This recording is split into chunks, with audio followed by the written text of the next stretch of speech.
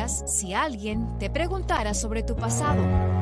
En aquella época no era tan fácil asimilar y no te aceptaban. Sobre tu raza. Durante la semana yo era americana, afroamericana, y durante el fin de semana yo era latina. Sobre tu identidad. Los niños me decían que si no eres gringa y no eres moreno, tienes que ser mexicana, así que, ¿qué es? Me estaban enseñando que yo, quien soy, como una persona de donde vengo, era mal. Ser diferente era mal. Este verano viajamos por el país organizando conversaciones amenas que desafían las percepciones sobre quiénes somos y qué podemos hacer para lograr sanar las heridas raciales que existen dentro de nuestras comunidades. Para realizar estas conversaciones, le pedimos ayuda a un grupo de expertos en el tema de sanación racial y aunque en su práctica diaria suelen reunirse con numerosos miembros de la comunidad a la vez en lo que llaman círculos de sanación, hoy estarán dialogando individualmente. En este capítulo estamos en Los Ángeles con Jerry Tello y en Miami con Héctor Sánchez Flores.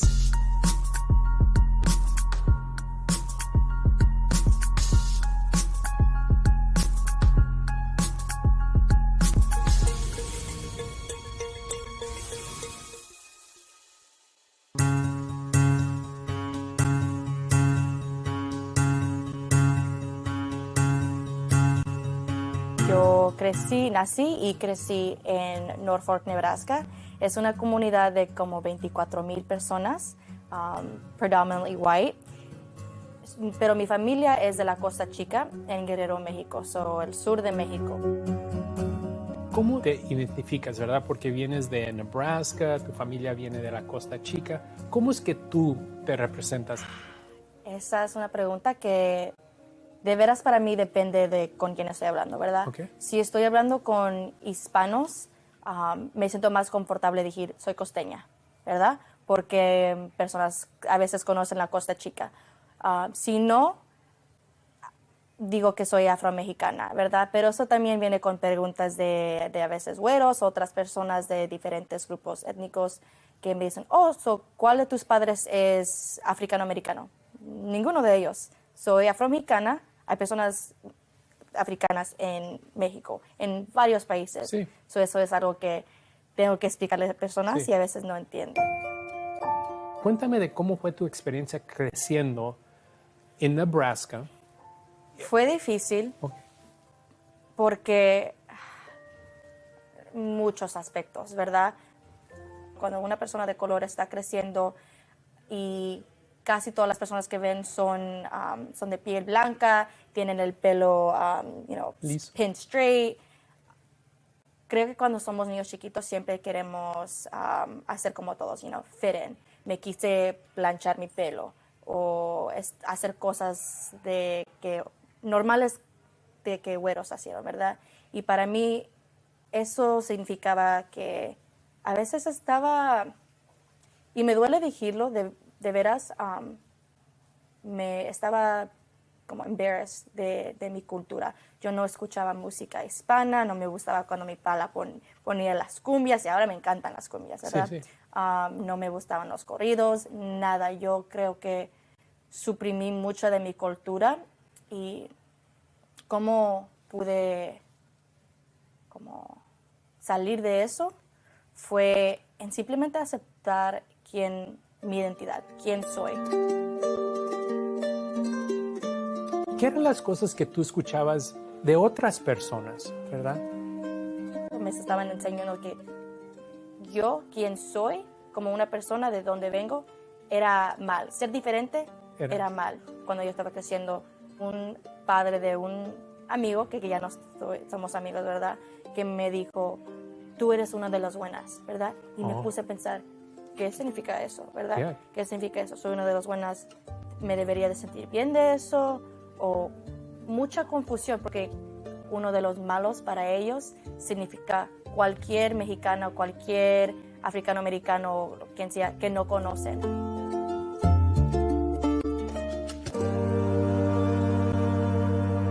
Soy afrocubana, colombiana. Mi mamá era cubana, mi papá colombiano. Y yo me crié en Los Ángeles. Viviendo viviendo aquí en Los Ángeles, ¿cómo le fue que pudiste mantener esa cultura aquí en Los Ángeles? Porque aquí no hay muchos cubanos o muchos colombianos. Exacto. ¿Qué fue esa experiencia? Cuando empecé elementary school, yo tenía un acento y aprendí a hablar inglés en la escuela. En casa se hablaba español.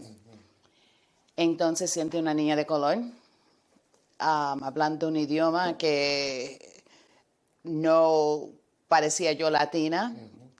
Pero una cosa que sí pasó cuando estaba yo en junior high school, que yo tenía amigos mexicanos y amigos afroamericanos. Y me acuerdo que en ese tiempo había mucho problema con los dos grupos. Y me acuerdo que una muchacha, amiga mía mexicana, me dice, Juanita, tú tienes que escoger en qué lado tú vas a estar, con los negros o con nosotros. Y yo le dije, no, porque yo soy las dos cosas. Así que eso fue una cosa difícil.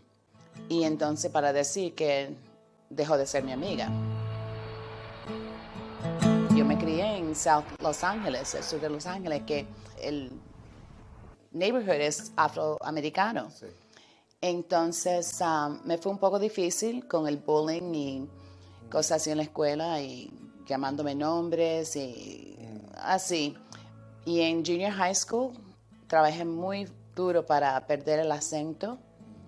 Y cuando llegué a high school, ninguno de mis amigos le dejé saber que era yo afro-latina o era latina.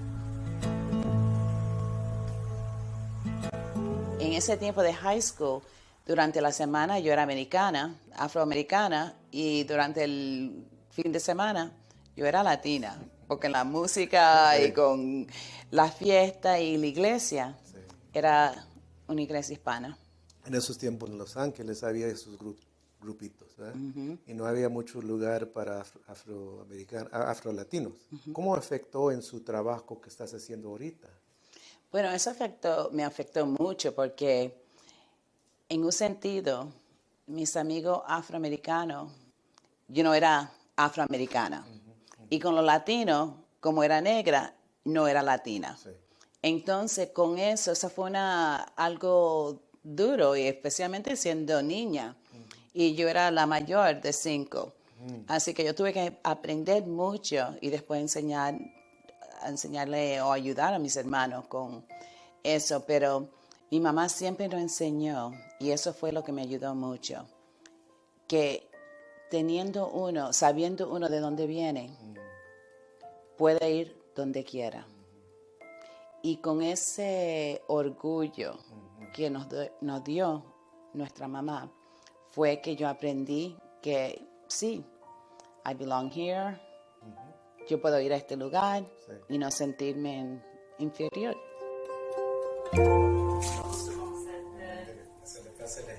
Nací en Nueva York. La familia mía somos puertorriqueños. Yo fui de primera generación nacida en los Estados Unidos, aunque Puerto Rico en sí es como un Commonwealth. Pero cuando vinieron aquí era diferente. California era muy diferente. Era muy, muy racista como un estado. Estamos hablando de los 70s. Porque mi papá era veía como un español y mi mamá como una morena, por la gente fuera de la cultura latina, era como una pareja interracial americano. Sí. Entonces, él decía, cuando fue como harassed by the police, él decía cosas como, oh, they just think we're like a salt and pepper couple, you know. Él decía cosas así. Pero siempre yo creo que para ellos también fue difícil a cambiar su cultura y su comunidad para venir aquí. Déjame si quieres un mensaje. Soy de Puerto Rico. Llegué a los Estados Unidos cuando tenía 13 años, en el 1961. Cuando llegué acá a los Estados Unidos, todo fue como un choque, claro está, porque en aquella época no era tan fácil asimilar y no era tan fácil, no te aceptaban. En aquel entonces yo me acuerdo cuando me matricularon en la escuela, que lo primero que la maestra hizo fue cambiarme el nombre. ¿De qué a qué? De Julia a Julie. Julia, aquí viene Julie, ¿no? Y inmediatamente te dicen que no puedes estar hablando en español y no sé explicarlo, pero así fue como yo lo asimilé. Sentada allá atrás del salón y como un año me tomó para yo empezar a simular y a entender. El choque de racismo. ¿Cuándo fue una de las primeras experiencias que... Yo creo que para mí pues, fue cuando llegué a la high school, porque ahí es donde vi más diferencias, ¿no? Yo recuerdo que en Los Ángeles había africanoamericanos, los güeros, ¿verdad? Y mexicanos. ¿Cómo fue cuando llegaste? ¿Dónde estabas en su identidad como niño? Como niña, ¿verdad? Como niña. De niña, cuando ellos fueron a comprar una casa, porque mi papá tuvo los beneficios de veterano, so fueron a comprar una casa, no sé, juntaron con un agent que era gringo y los llevó a Linwood, a donde estaba tumbando las casas para construir el freeway.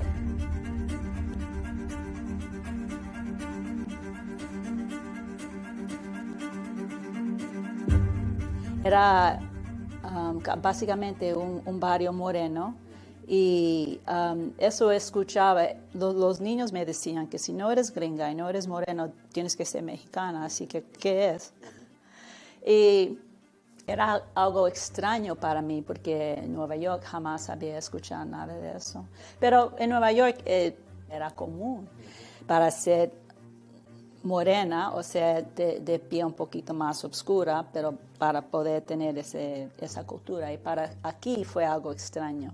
No hablaba español, por ejemplo. Eso no era muy metida en mi cultura. Llevaba más al lado morena en ese sentido. Entonces sus amigos eran más africanoamericanos y hablaste en inglés, ¿verdad? Sí. ¿Y cómo es que llegaste a Los Ángeles? ¿Qué pasó en su camino? Yo asimilé muy bien y el trabajo, como había muchos latinos. Y al contrario, a mí me preguntaban de dónde aprendí el español, porque hablaba español también, porque me confundían con afroamericana, ¿no? ¿Y cómo fue eso? No, yo le explicaba, ¿no? Yo, en mi mente decía, pero es que todo el mundo todos los que vivimos aquí no somos mexicanos, ¿no? Hay mucha gente que habla español de otros países. Sí.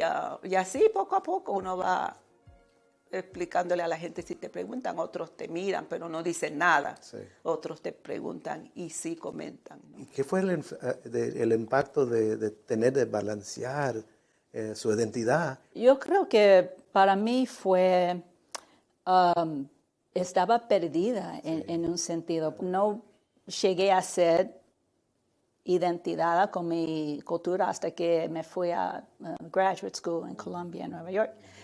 Y era una clase, ponerlo de 200 personas, algo así.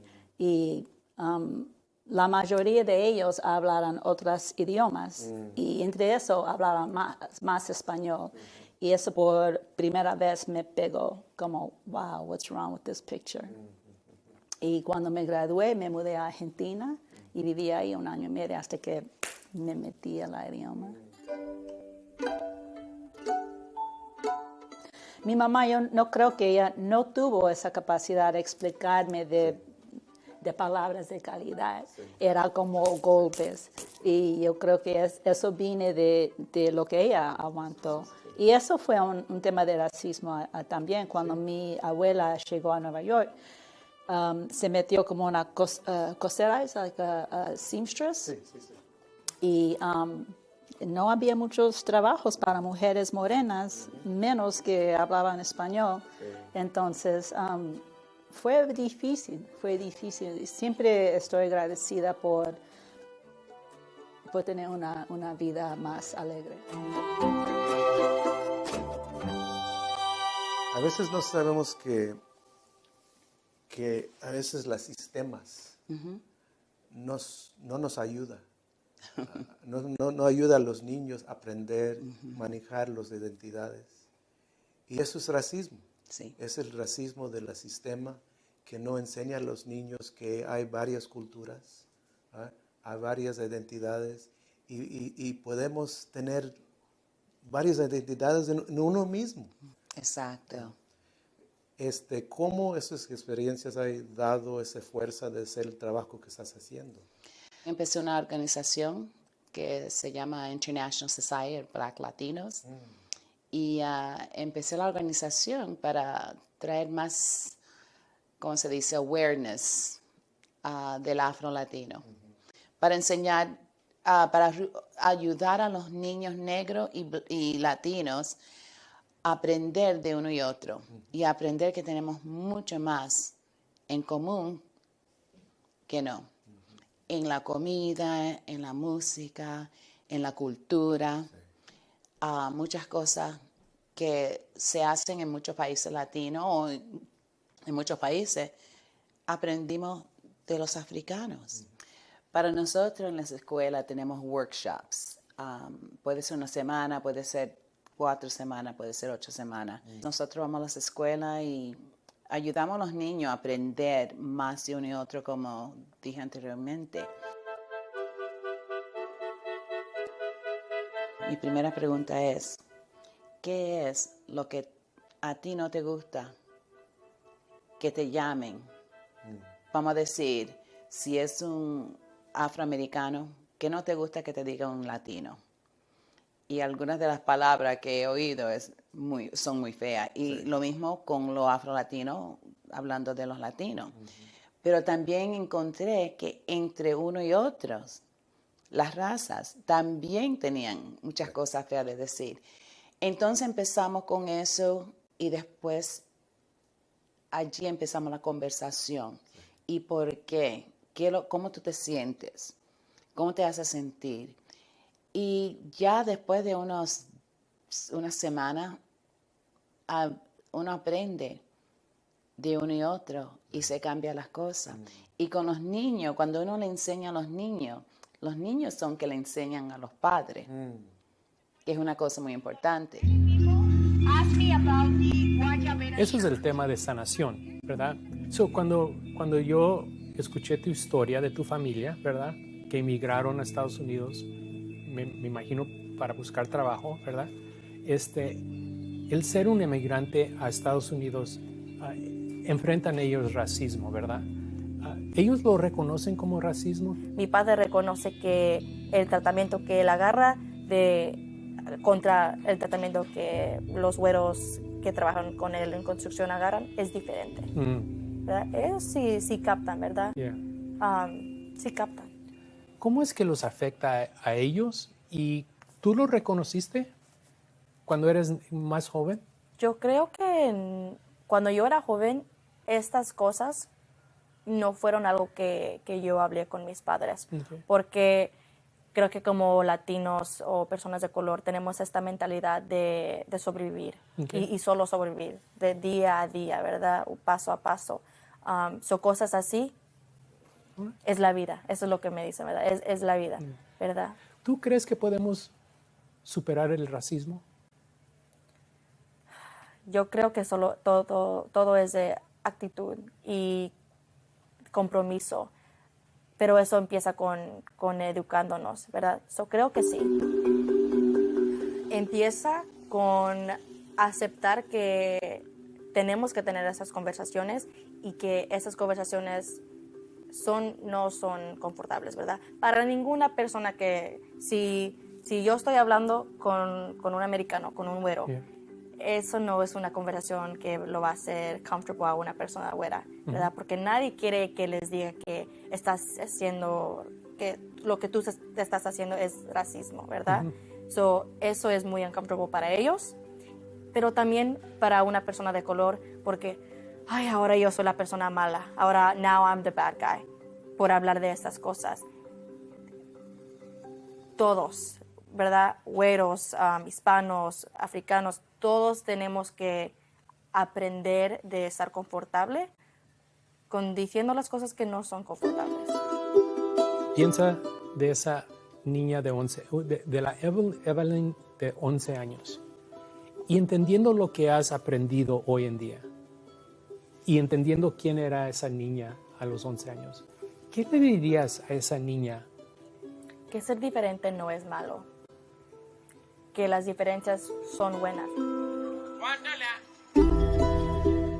La conversación es muy útil para reunir y para entregar todas las comunidades latinas para que esto aprendamos de uno al otro. Sí, es cierto. Son cosas que no tanto hablamos de los temas que nos motivan, ¿no? Para ser como somos. Siempre para mí, cada cosa que hago, me llevo más cerca a mi mamá y la historia de ella. La conversación con Jerry fue magnífica. Me sentí bien platicando con él y especialmente con una persona que entiende de las cosas que yo pasé, porque parece que él pasó por lo mismo. Yo pienso que estas conversaciones sobre el racismo es muy importante porque tenemos que aprender de uno y otro. Cuando tenemos estas conversaciones nos damos cuenta que tenemos mucho en común.